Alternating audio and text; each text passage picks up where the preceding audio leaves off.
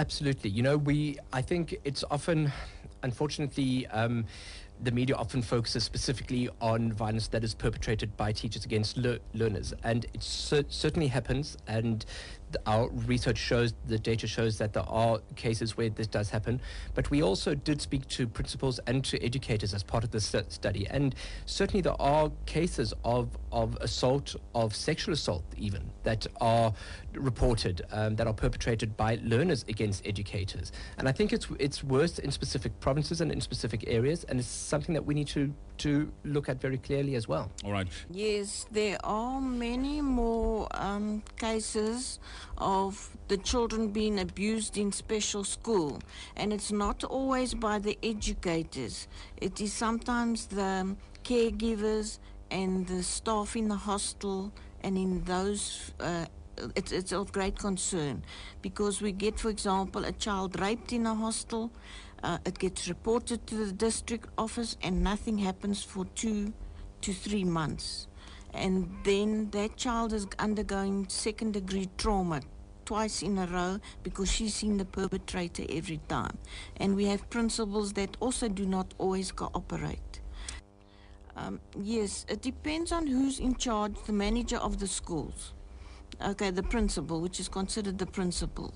And normally in a special needs school, we have principals and staff that really care for the children. Mm-hmm. But occasionally, and I won't say it happens often, we have 2 or 3 cases in a year where different things happen to the children. But it's basically because the staff employed, for example, in a hostel particularly, they are not screened before they are employed, which comes into being the justice register, that every person that's employed needs to be run through the justice register before they're employed. Mm. That includes principals, anyone that works with children. No. Happening.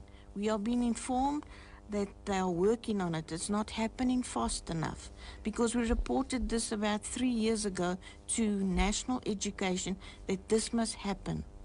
And social development have also been trying to get across to them that the children's law must also be instilled in the teachers and the principals, so they understand abuse is abuse. Mm. And the Constitution also states a child must be safe in all environments. And then last human rights document that came out the beginning of January from the Human Rights Commission on Education also states that, for example, parents as stakeholders must ensure the children are safe at all times, whether at school, at home, in the community.